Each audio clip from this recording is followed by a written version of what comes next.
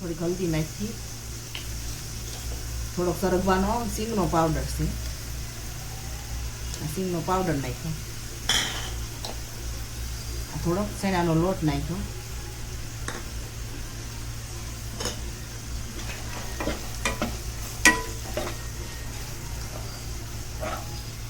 થોડું લાલ મરચું નાખ્યું,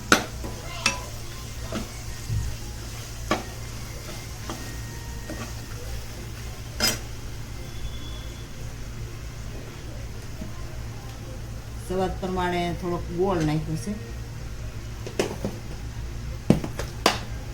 થોડુંક મીઠું નાખ્યું છે.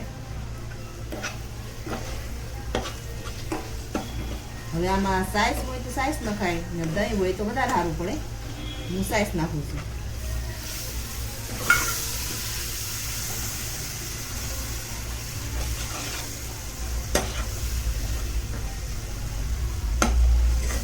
હવે આપણે આ શાક તૈયાર થઈ ગયું છે મરચાં.